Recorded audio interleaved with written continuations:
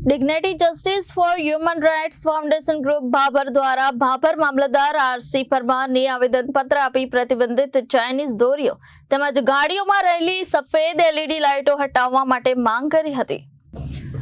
આ ચાઇનીઝ દોરીઓ પક્ષીઓ, રાહદારીઓ અને વાહન ચાલકો માટે પ્રાણઘાતક હોય। ભાભર શહેરમાં આવી દોરીઓનું વેચાણ કરતા વેપારીઓ સામે કાયદેસરની કાર્યવાહી કરવામાં આવે તેમજ ગાડીઓમાં સફેદ એલઈડી લાઇટોને કારણે રોજબરોજ અકસ્માત સર્જાય છે, જેના કારણે ઘણીવાર લોકો મોતને ભેટે છે।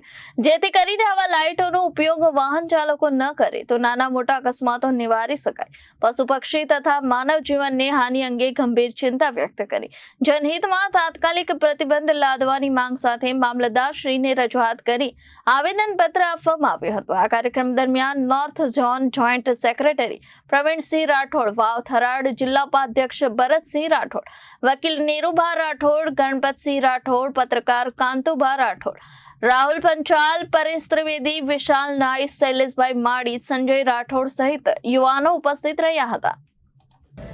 આજ રોજ dignity justice for human right foundation દ્વારા ભાભર મામલતદારશ્રીને આવેદનપત્ર આપવામાં આવ્યું હતું ચાઇનીઝ દોરી અને વાહનોમાં એલઈડી લાઇટના વિરોધમાં, જેનાથી ઘણા અબોલ જીવો અને માનવ જીવોને ખૂબ જ નુકસાન થઈ રહ્યું છે।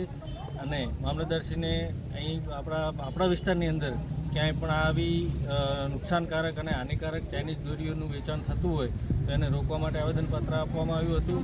અને એલઈડી લાઇટ દ્વારા પણ ઘણું નુકસાન થઈ રહ્યા છે, તો એનાથી ઘણા જીવો બચી જાય જો એના ઉપર પ્રતિબંધ રાખવામાં આવે તો, એટલે એના માટે આવેદનપત્ર આપવામાં આવ્યું હતું ભાભર શહેરના અમારા કાર્યકરો દ્વારા।